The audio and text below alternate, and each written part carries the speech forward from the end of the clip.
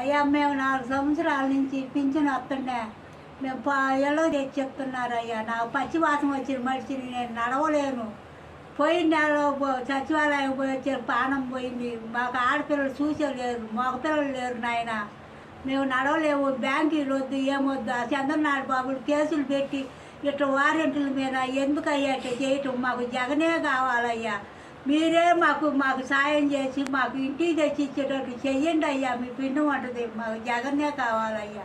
ఆయనే నాకు పిచ్చి పెట్టిండు అయ్యా. మర్చిపోలేమయ్యా. ఆయన మళ్ళీ రావాలయ్యా. ఎందుకు ఆ కచ్చి కట్టి వాళ్ళ మీద అట్లా చేయటం అయ్యా? నాకు అసలు బతకలేని రోజులు మేము అడుగు వేయలేకపోతున్నాయ్యా. పచ్చివాతం వచ్చి ఒక పాటు పోయింది, రెండో పాటు యాక్సిడెంట్ జరిగి చెయ్యిరిగి నడవలేక ఆ అల్లుళ్ళు చూడక, పిల్లలు చూడక, కొడుకులు లేకపోతే నా పరిస్థితి నిల్చొని నీడలేదయ్యా. ఇది నా పరిస్థితి. అల్లాడిపోతున్నానయ్యా. మామూలు పింఛనే ఇస్తున్నారయ్యా నాకు. నేను అట్నే ఎవరిని బతులు ఆడుకున్నా ఏం తెచ్చి పెట్టడం లేదు నాయన. మరి మాకు ఏం చేయాలి? మళ్ళీ బ్యాంకీలకి ఇవన్నీ చెప్పి వాళ్ళ మీద కేసులు పెట్టి ఆ బ్యాంకీలకి ఇంత చెప్పులు ఎందుకయ్యా ఆయన పెట్టేది?